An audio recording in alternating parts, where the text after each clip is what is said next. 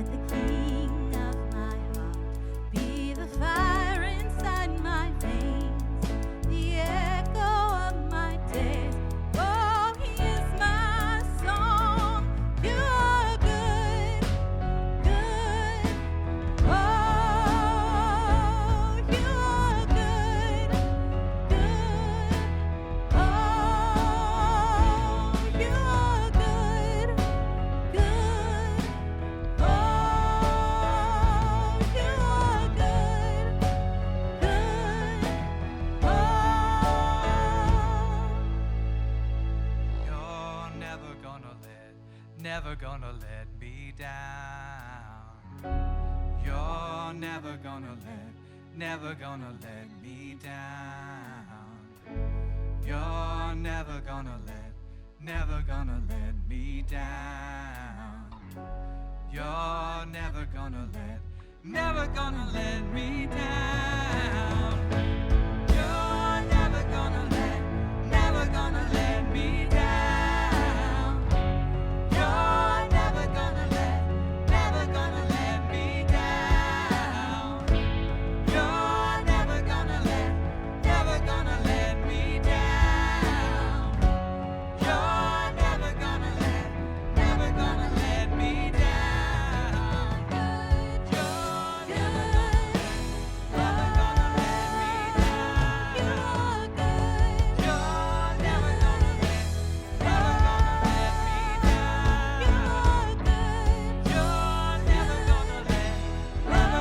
let me down.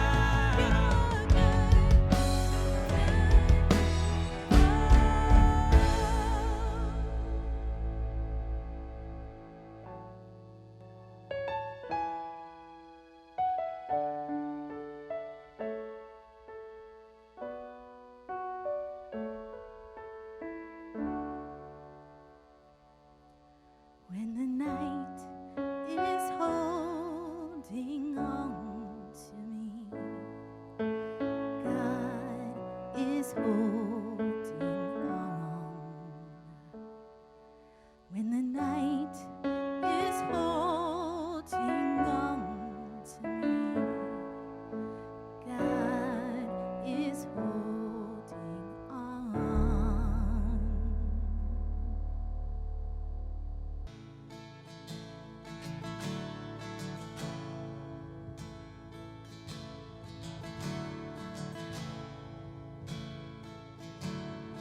Alone in my sorrow and dead in my sin, lost without hope and no place to begin. Your love made a way to let mercy come in. When death was arrested and my life began, ash was redeemed, only beauty remained. My orphan heart was given a name. My mourning grew quiet, my feet rose to dance. When death was arrested and my life began. Oh, your grace so free washes over me. You have made me new, now life begins with you. It's your endless love pouring down on us. You have made us new, now life begins with you. Released from my chains, I'm a prisoner no more. My shame was ransomed, faithfully bore. He canceled my debt and he called me his friend. When death was arrested and my life began. Oh, your grace so free washes over me. You have made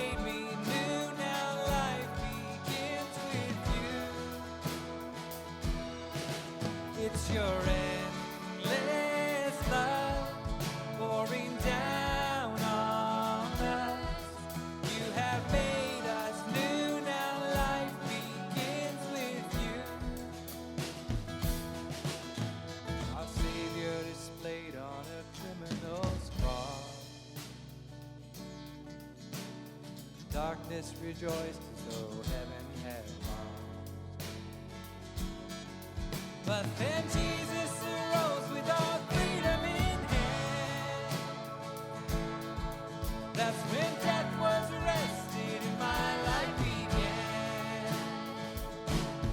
Oh, your grace so free washes over me.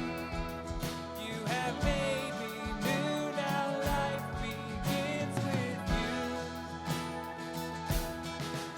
It's your endless love pouring down on us. You have made us new, now life begins with you. Oh, we're free, forever we're free. Come join the song of all the redeemed. Yes, we're free, forever, amen. When death was arrested and my life began. We're free, forever we're free. Come join the song of all the redeemed. Yes, we're free, forever, amen. When death was arrested and my life began.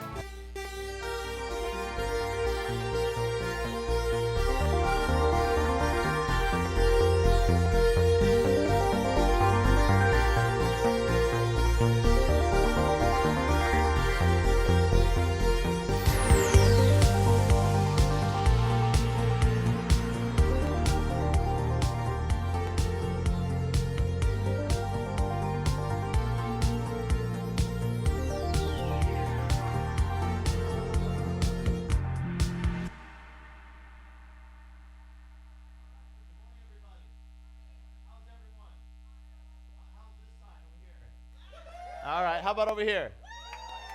All right, so we've got dueling sides going right now, so that's awesome. So, hey, again, we are so thankful that you are here with us in person as well as joining us through our online church. And I would say the same thing, whether you're here or you're watching online with us, make sure when you're part of a service like this, when we gather together, that it's more than just a spectator sport. Come on, somebody. It's all in, that we're not just watching, but we're worshiping together. And so I invite you to do that.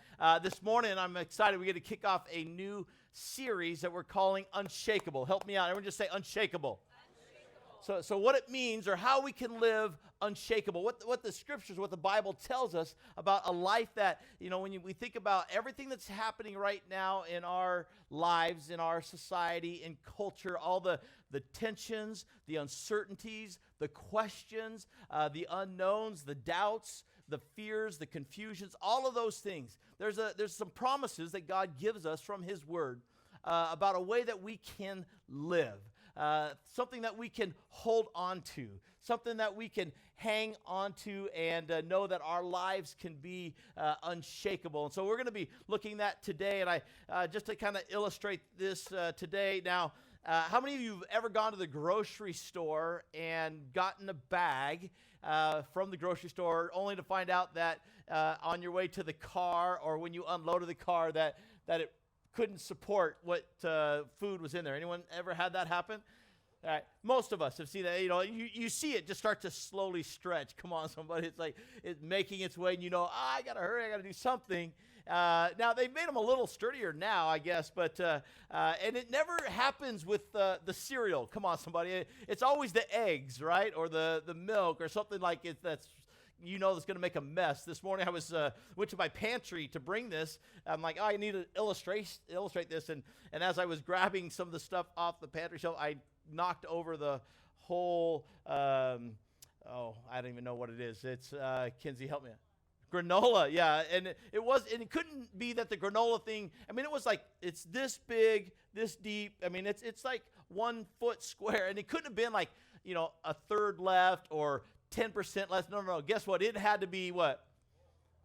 It had to be all. It was full. And so I'm in a hurry to try to get here, and then I knock over all the granola. And, there's just things that happen. And so when I look at this, old school, come on now, that's now back to new school, is the paper bag, right? Come on now, you got to help me. Yes. All right. So the checker then puts in the items into your bag, right? And they try not to overfill it, and they put things in there. And of course, you have to have pickles. Come on, somebody, and Nutella. Nutella, anyone? All right. So my kindergartners love Nutella, but jam, and then of course the oil. Now, how many of you? I already see it. You would pick this up by the handles. One person. All right. So I would venture to say if I picked it up by the handles, it would last maybe a few moments. I don't think it'd be very secure because these paper handles, come on somebody, are not really created to do what? Carry the load or the weight that's on the inside of this bag. And there's some things in our life that we try to carry, come on now, on our own that wasn't created maybe to carry some of the challenges and some of the things that we face or we walk through or we go through or that we carry in life, that there's weights. And I could do this. I have 3 daughters, so I'm not going to tell you which daughter. I'll let those that know my 3 girls decide. But this is a rod that goes in a closet, right? That's an easy answer. The answer is yes. All right, that was not a trick question, people. That was the easy one. This rod used to be about 3 feet longer, all right? And so one of my daughters is a fashion connoisseur. Come on, son, is that how you would say that? She enjoys clothing. She enjoys lots of clothing and lots of shoes, all those things. But her sister, again, I'm trying to be very cautious so you guys don't know who I'm talking about, but she's probably watching. She's going to text me. But one day her sister had moved out already to college. She took all of her stuff, and so she put all of her stuff in her closet. Come on now. And guess what happened? You can't see it because I've cleaned it off and I used another half of it, and but it broke because this wooden closet bar hanger wasn't able to do what? Support the weight of what was being put on it. And in our lives, in our journey with God, there's things in life that we are carrying in ways that God never designed. Or we're putting our trust into something that really isn't going to last or wasn't intended to be what we put our hope or our confidence or our faith or our assurance in. And that's what, as we look through, and I know coming up in the next 3 weeks here, we're going to be bombarded with advertisements about different political agendas and different political opinions and all those things. But at the end of the day, come on now, somebody help me with this. Our government isn't the solution to life's issues. That you weren't created, come on now, for the politicians to carry your weight. Come on now. That you weren't designed that's the solution. But there is a solution. There is a hope. And that's what we're going to talk about over the next few weeks. And it starts, I've got really 2 key verses that we want to, or passages that I want to hit on today and in the next couple weeks. And the first one's in Hebrews chapter 12. And if you have your Bibles, you can turn to verse 27. And it says this: "This means that all of creation will be shaken and removed." So it's this understanding that things around us may not be as stable as we thought. That some of the things that we thought were going to be sticking around maybe aren't as stable as we had hoped, or it's not something that we can count on, that it is shakeable versus unshakable. It says that this means that all creation will be shaken and removed so that only unshakable things will remain. Okay, help me out. Remain. Even at home, remain. All right, the idea there, this verse, or that word is in both these verses that we're going to be hitting on today. It says that only unshakable things will remain. Only things that can last. Only things that were intended to carry the weight of life.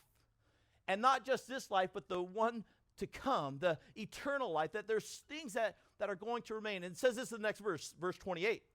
"Since we are receiving a kingdom that is unshakable." Come on now, that's good news. That when I step into God's kingdom, when I surrender my heart and my life to him, I move from something that is quicksand, come on now, something that is not eternal, something that's not going to last. And he says that when I step into that relationship with Jesus, I get to step into a kingdom that is unshakable. That is what? Unshakable. That your life can stand on something that cannot be taken, that will remain no matter what happens, no matter what we face, no matter what you walk through, that the kingdom of God is unshakable. That allows us to stand firm and to stand strong. He said, unshakable. Let us be thankful and please God by worshiping him with holy fear and holy fear and awe. And it goes on to talk about that God is a holy fire. So that idea about what remains, what is it that lasts? What is it that I can count on that will carry or support the weight or the journey or life's trials and all those things. And it does feel like sometimes that as much as you prepare and plan, I know some of you are spontaneous. All right, who's here? You know, like you can just fly by the seat of your pants. You're on a whim, like, hey, let's go out to dinner, or hey, let's go over here.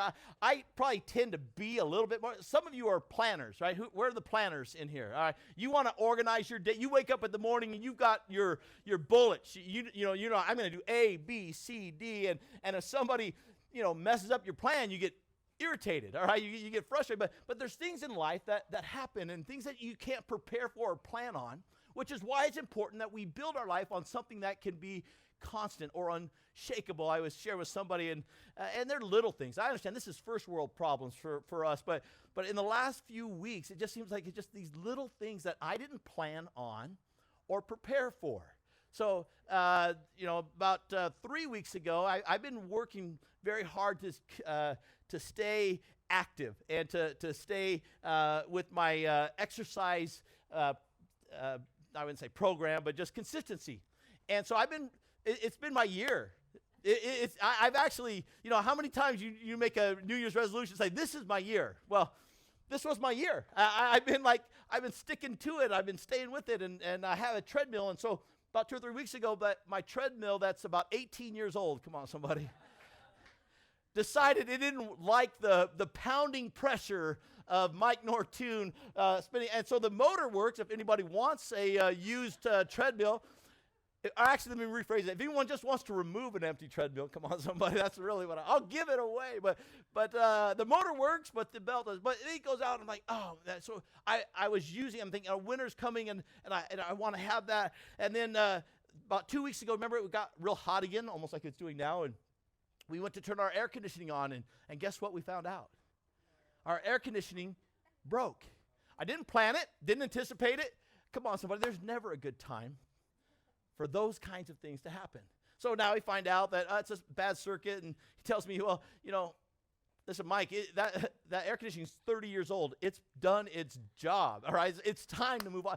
Are you getting a theme here? I hold on to things as long as I possibly can. And so it's like, well, do I put in $600 to fix it temporarily, or do I have to now figure out how I'm going to replace that? It's just little things. And then somebody, and I won't say her name, but in my family didn't pull her vehicle in the garage far enough last week, and we closed the garage door. Come on, somebody, and wham! Apparently, garage doors aren't made to close on car bumpers, but you think it should have bounced back up. That's what she said. But anyway, that's a couple $100. Unplanned. And I'm unprepared. I hate to tell you, I didn't have a garage door fixer budget. I didn't have the Dave Ramsey envelope that said, hey, when my garage door breaks, I got the cash right here. I wasn't thinking, oh, hey, your air conditioning is going to go out. Oh, happy day. Come on. So I just wasn't there. But it's those things in life that maybe you face that you're not prepared for, that you're not planning on. That what can happen is that those weights, and again, I understand that those things are small potatoes, because, I know that some people that have gone to doctors and had reports from doctors that have been devastating, or relationships that have been fractured, or things with children and kids, and even now in our culture with what's happening.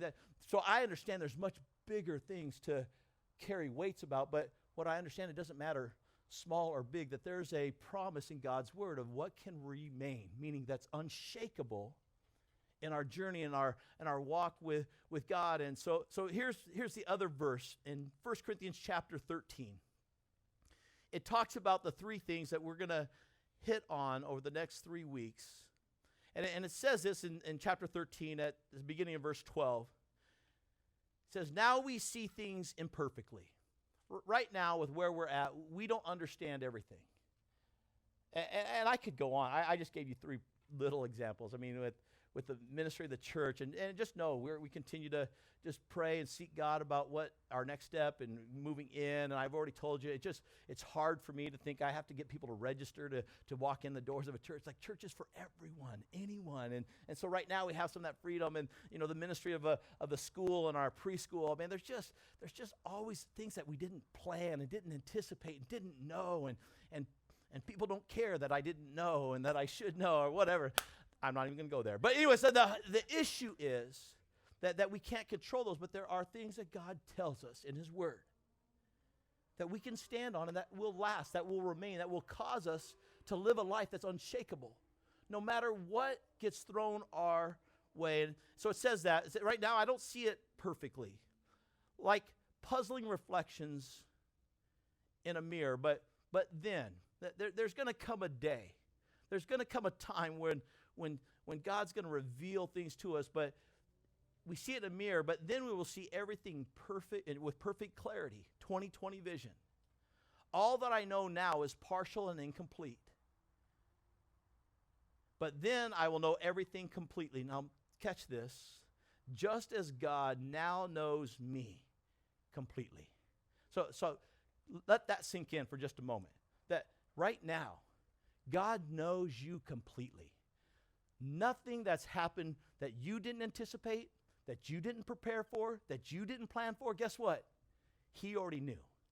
It didn't catch him off guard like, oh, where did that come from? Oh, man, I'm really sorry I missed that one. No. He sees and he knows. He says, I know you completely. The thing for me that I love about that is that he knows me completely. Come on, somebody, and he still loves me completely. He's not judging me and not saying, Mike, you don't matter. He knows me. He knows you, and he loves you just the way you are. And you think, oh, I have to be this, and I have to. No. You begin to surrender to him, and then he takes care of the stuff of our life that we're carrying away around in ways that he said, that's not the way you were designed. And so he knows you completely, and he still loves you. And he loves you, though, too much, come on now, to leave you where you're at right now. As you follow him, that he begins to work in our hearts and begins to change and transform us. But here's the deal. All right, verse 13. 3 things. How many? 3. Now, some of you are going to, something like, I know there's more than 3. Well, and I know 2.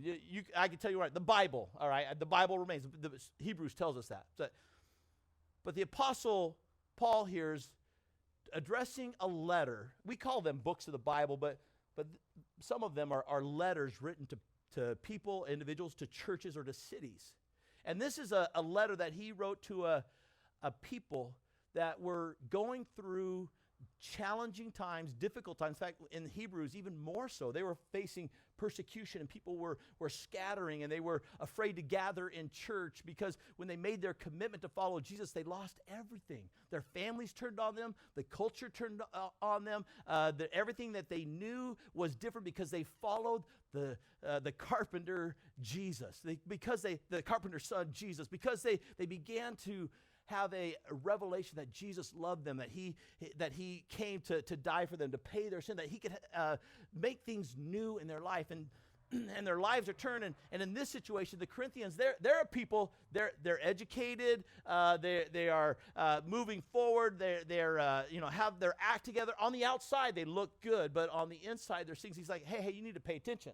Now, some of you, if you've ever been to a wedding, you've probably heard chapter 13 read at some point in time, and people call it the love chapter, all right? Like, love is patient, love is kind, love is, doesn't keep any record of wrong. And we think, oh, what a great, Valentine's message sermon or a wedding sermon, and that's great. But you know what? It's actually a life chapter. It's about love, but it's not about marriage and relationship. It's about a lifestyle of following God. And so you read through all of that, and he gets here. 3 things that will last forever, or 3 things that will remain. Meaning it's here now and available to help you carry life, to carry the weight of life. Here's 3 things that are going to remain now and forever. Are you ready? Faith, what are they? Somebody help me. Hope and love. Faith, hope, and love. That there's a lot of things that I can hang my life on. I can hang it on my education. I can hang it on my career. I can hang it on my possessions. I can try to hang it on my through my living through my kids. I can try to hang it on all these things, but what he's saying is really there are some things that are shakeable and some things that are unshakable. And if you're wanting your life to be able to walk through the journeys, especially of the things that we see now in our society, that he's pointing to them saying, hey, don't miss this. You look good on the outside, but don't miss this, because this is what's going to remain. This is what's going to last. This is what's going to matter. It's going to be this idea.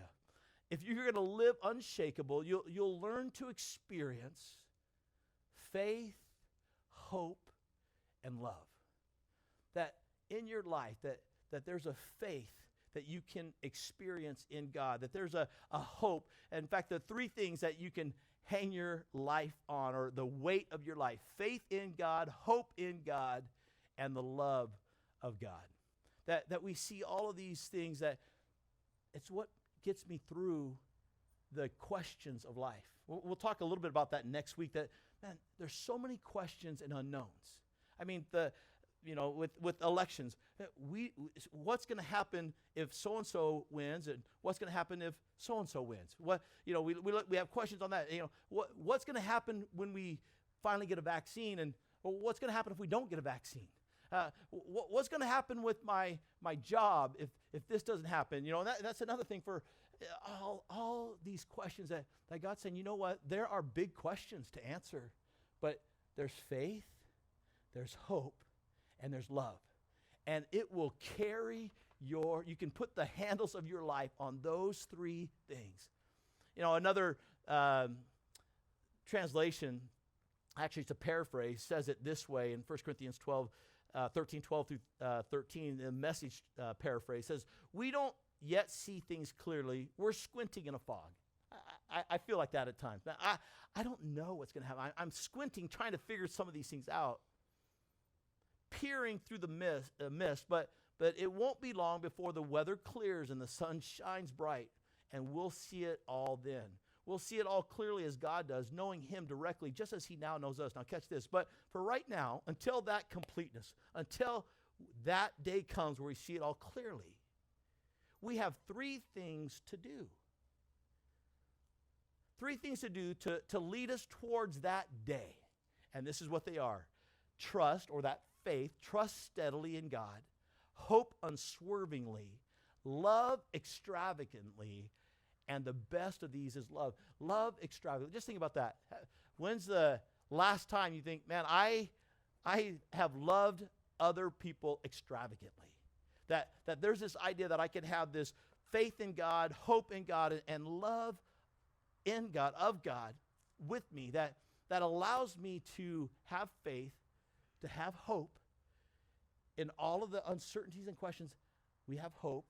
But even beyond that, the weights that we can experience this love that he has for us. And I don't know about you, but when I begin to evaluate those things, I just think that we all need handles to carry the weight of depression, of pain, discouragement, frustrations, disappointments, marriages, parenting, jobs. That, man, I just need handles that can last, that no matter what happens, that I know that, you know what, I can make this because I have a faith and I have a hope and I have a love in God, that something can be unshakable, that I can put my faith in those handles that God says.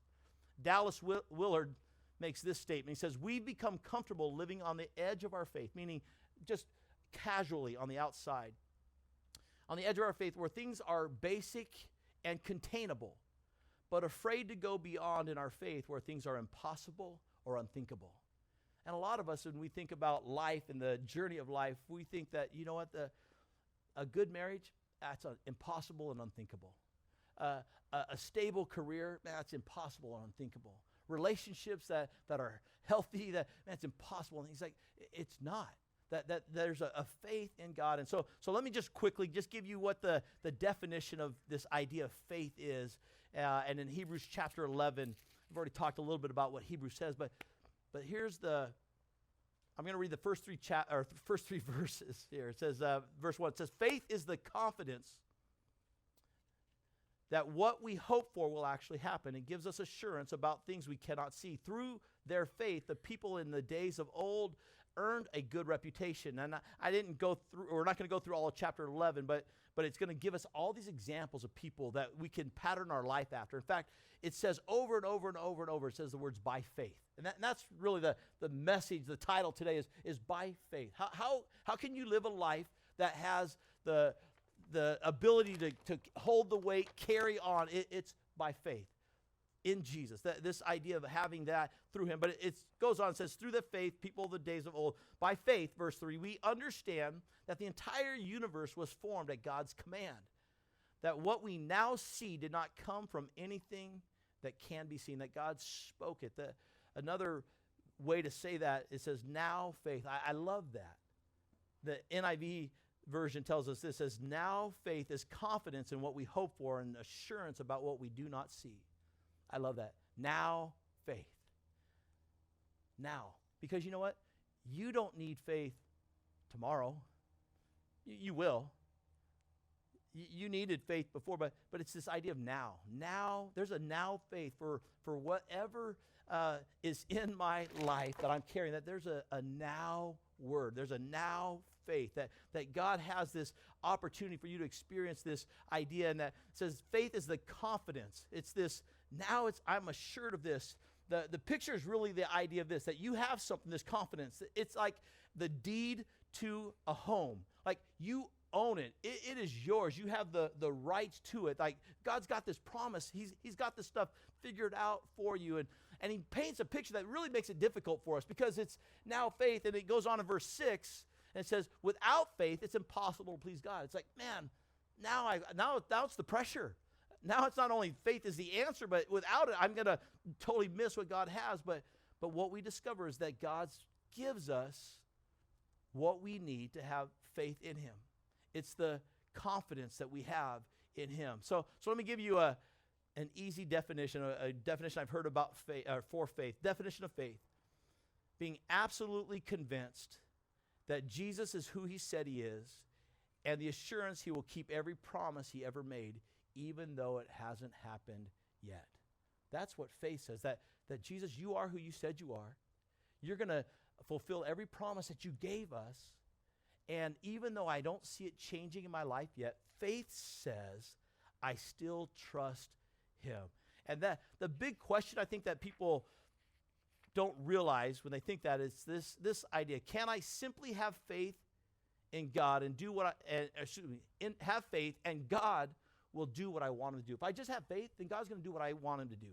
Or does God have the right, in spite of my opinion, to orchestrate my life in the way he wants it to go? See, a lot of people say, if I just had more faith, this wouldn't have happened to me. Man, if I was just a little bit better at this, or maybe I could have what they had, or I could have done what they did, if I just had a little bit more faith. Or is it really just the idea of saying, faith is this: Jesus, I believe in who you are, every promise that you made, and even though I don't see it yet, I still believe. I still have this confidence and this assurance that you are in control. So let me give you 3 things that faith is, and we'll wrap this up today. The first thing is that faith is believing when we don't see it. Now, everyone has their phone, right? Or most of you have your phone. When you pick up that phone, see, and I want you to understand that you live like this every day and you don't even realize it. That you live by faith and not necessarily by sight. And so when you pick up your phone and you're going to send a text, and whether you're on Wi-Fi or cellular, can you see Wi-Fi or cellular? You see bars, right? Nothing more frustrating like, oh, or more frustrating when you're talking and you go over a hill and like, oh, hold on. Oh, are you back? Can you hear me? But you can't see it, but is it real? Does Wi-Fi work? Does cellular, some of you are like, no, I got AT&T, it doesn't work. Or Sprint, or whatever, whatever. But you, by faith, believe it's going to work without thinking, oh, man, I really hope the cellular data is working right now. You just live it. You just believe. And that's God's this idea that faith is believing when I don't see it. Believing it when I choose to believe it even when I don't know it's there. If you fly on an airplane, they give you a speech beforehand. They say these words, in case of a what? Emergency. And what do most people do? They ignore. Like, in case of emergency, yeah, whatever. In case of emergency, what's going to happen? The face mask, the oxygen masks are going to what? Drop down in front of you. And when they drop down, you're to put that mask over your mouth and nose, and it says, and begin to breathe normally. Oxygen will be flowing to your mask, even though you don't see it. You don't see it, but it's there. That right now you're breathing. The picture of faith is I'm believing God even when I don't see God working. I believe that God is who he is, that Jesus is who he says he is. He's going to do what he promised to do even when I don't see things changing, because ultimately he has the best plan. Number two, faith is obeying even when I don't understand it. There's if we read chapter 11, one of the examples is Noah. Noah was asked to build a big ark, a big boat, and he had never seen rain. Now, we read the story, we think, oh, no big deal. I get that. But put yourself in his shoes. Noah, I need you to build this massive ship. What for, God? Well, I'm going to send rain. Okay, what's rain? Well, it's water. Moisture is going to come down, and I'm going to flood the earth. Oh, okay. What's a flood? I mean, they'd never seen it. They didn't know. Now, so it's one thing that he hears it, but it's another thing to obey it. So now he's obeying it, and what do you think his friends are doing? The people around him are coming like, Noah, what are you doing? I'm building a boat. What's a boat, Noah? I don't really actually know what a boat is, but I'm building one. Okay, what are you going to do with that boat? Well, it's going to rain. What's rain, Noah? You know, I don't really know what rain is because I've never really seen the rain. That's a song, but I'm going to stop there. But I've seen, okay, it's going to rain. So what do you do with the boat? Well, it's going to flood. Hey, Noah, what's a flood? It's obeying even when you don't understand. It's the things of God of saying, you know what, I'm going to follow his principles because I have faith that's the best life, the best thing that he has, that I'll obey even when I don't understand. And the third is faith is trusting even if I don't get what I want. God, I prayed for this. I believed for this healing. I believe for this promotion. I believe that you would restore this marriage or this relationship. I believe that you would take care of my kids, or I prayed for this loved one. This is hard, all right? This is where the rubber meets the road. Faith is trusting even if I don't get what I want or what I thought would happen. Now let me just read this last passage. I love this. And I don't have time to go through all this, and I was struggling whether to carry faith over and do 2 weeks of this, but we're going to do love on the Sunday before the election. Come on, somebody, because you know why. All right, so I got some good things on that one, so don't miss that. Invite somebody, be here. But the idea, can you disagree with somebody but still love extravagantly? That's what the Bible says. That, man, I may not see eye to eye, but can that's a spoiler alert right there. But anyway, so check this out, though.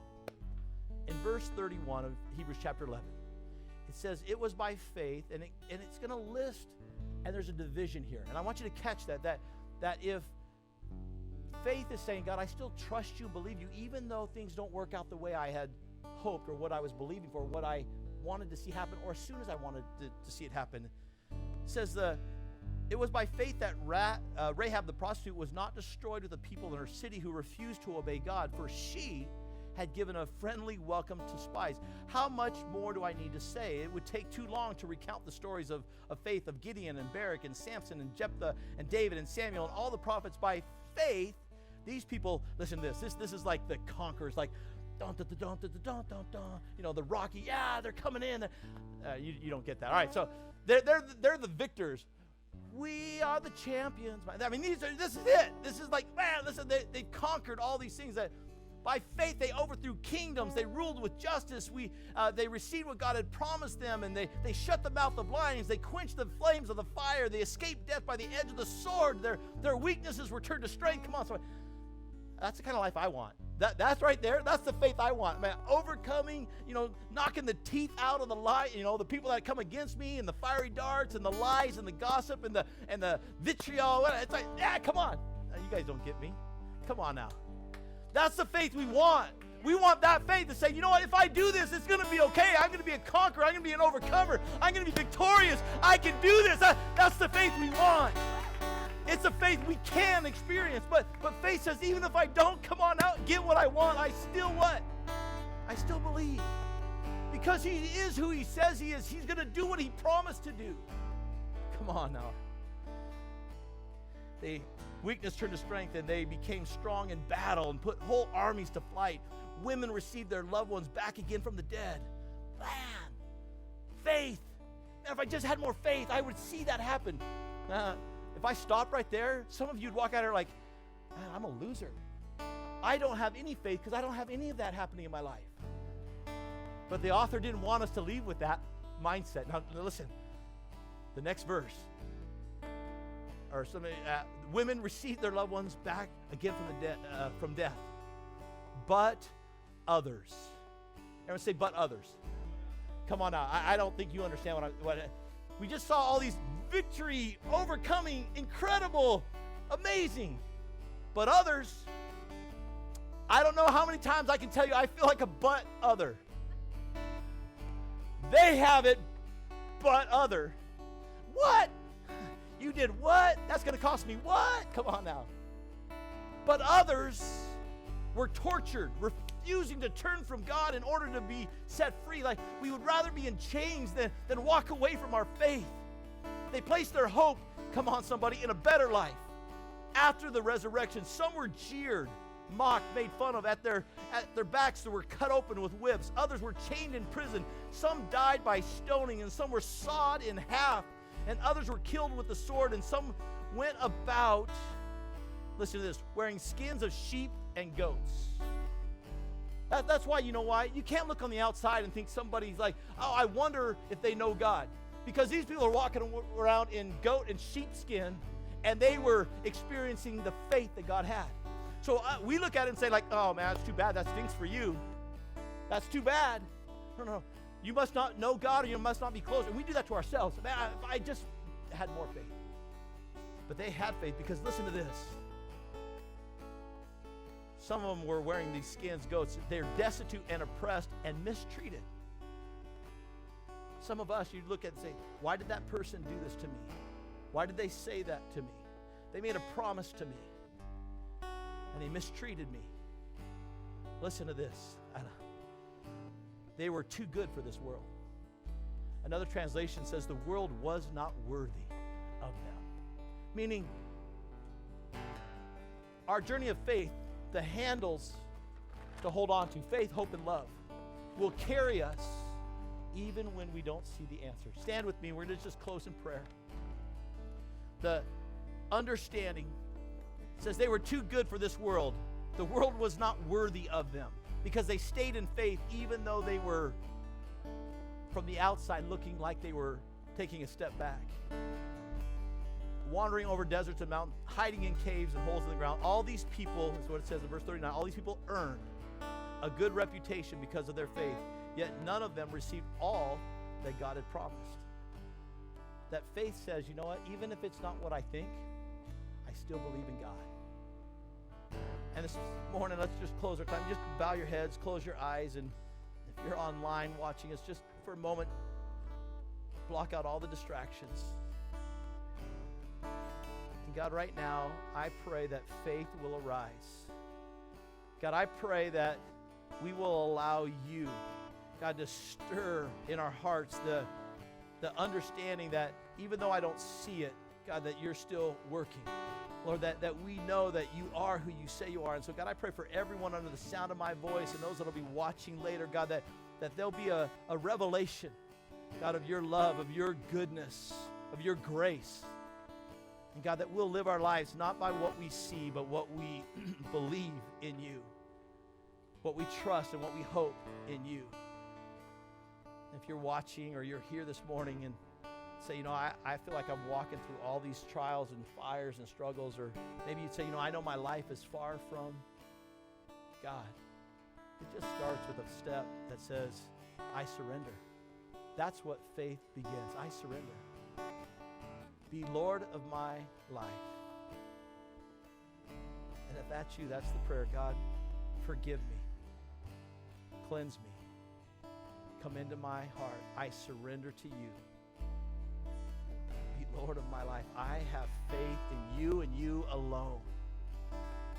In Jesus' name. Let me say this. If you're here this morning and maybe there's things that you're carrying and you just want somebody to agree with you in prayer, we're here to do that. There's people here that would love to pray with you. And so don't rush off. Feel free to come down and pray. And if you're online, there's places on our website for prayer requests. We'd love to be praying for you by name. Well, let's do this. 3 things remain. I want your life to be unshakable. If George, would you prefer to be shaken or unshakable? Unshakable. And God gives us the handles that we can hold on to. So, Lord, today, thank you for faith, hope, and love. Let's sing together as we close.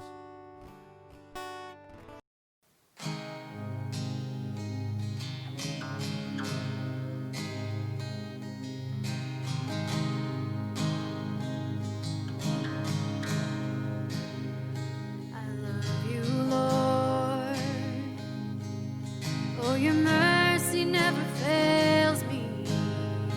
All of my days I've been held in your hands. From the moment that I wake